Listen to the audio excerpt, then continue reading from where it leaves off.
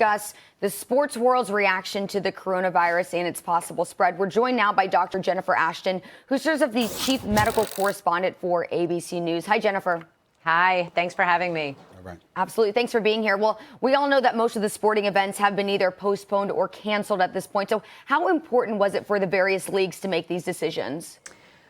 Well, listen, I mean, being in the ABC family here at ABC News, we're getting literally almost minute to minute, hour to hour updates from the CDC, the World Health Organization, top infectious disease and public health specialists, not just here in this country, but around the world. And I bet, the NBA and all of the professional leagues are getting the same information, just a little bit behind us. And I think that they took the appropriate and responsible public health steps, and really are leading by example. If you think of what we all can do personally as individuals to help slow the spread of this virus and this outbreak, and contain it, and as you're hearing this term, flatten the curve, which means really protect our health system, and reduce the number of people who get it and spread it out over a bigger period of time instead of having places be inundated.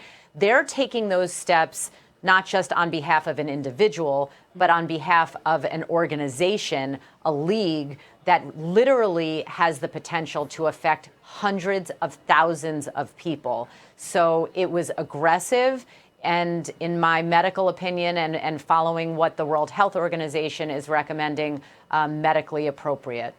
Dr. Ashton, obviously appreciate the great work that you've been doing. Thank you so much. Thank you. There was clearly I don't want to say dismissiveness, but even though we saw this being reported and we saw the alerts that you and others in the medical profession was doing, just to alert us to how serious this was, there was a lackadaisical approach on a lot of folks' parts, to be kind, to say the least.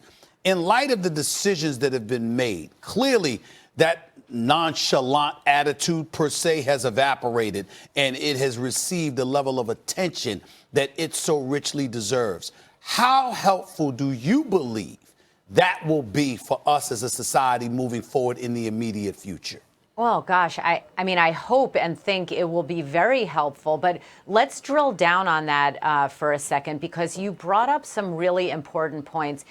First of all, in medicine and science, we like data, we like information, we like past history on things. This is a new viral pathogen that we have no history and almost no data on. It's less than 3 months old. So I think that the points you raised, which are absolutely true, not only came on the part of some public health officials, even, by the way, some doctors, said, no, this is nothing, let's wait and see. In medicine, we have to go right down the middle, and we have to act on what is the worst case scenario and protect people's lives and health based on if that were to happen. And then we have to go on data, if we know that, what's likely, and we have to try to strike a balance. So you guys may have heard me say in the last week, there's a saying that I love to use in medicine. When you hear hooves outside the door, think horses and not zebras. So for all the people who say, and they're not wrong, well, what about the flu?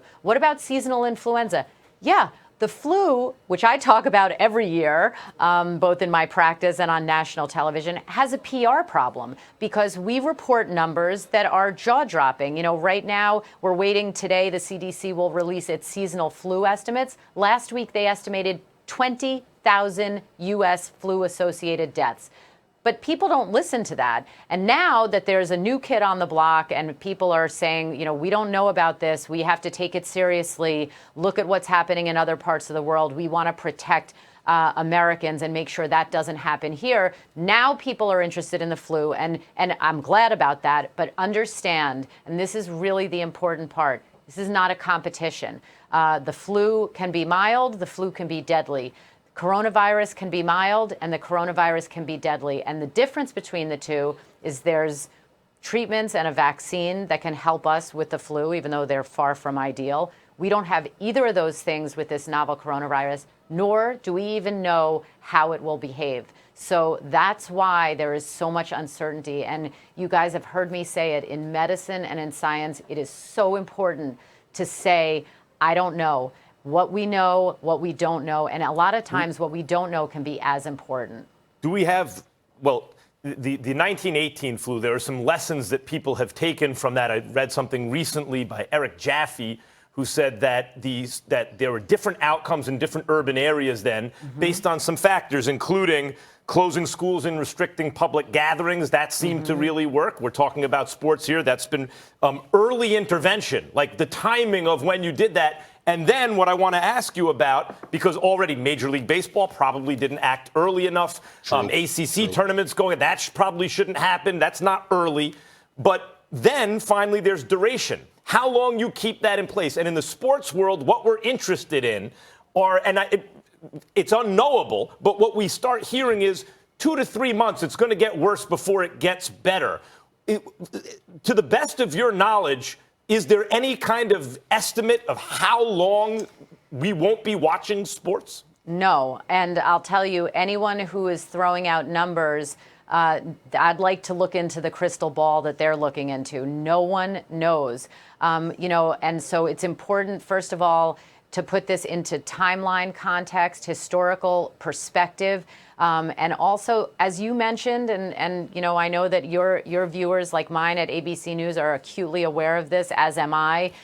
There have been a lot of missteps in the rearview mirror behind us. Let's not waste time right now looking back. Let's look where we are today and try to look a little bit down the road and get our ducks in a row. And I think that that's important. But when you think about 2 to 3 months without sports, that's just inconceivable. Dr. Ashton, before we let you go, just the last question, if you can give me a quick answer on this. Max has raved about the great Adam Silver. He's a phenomenal commissioner. We're proud to have him overseeing the NBA. But he wrote a letter to NBA fans, and there's a sentence in here that I wanted to read to you and get your reaction to it.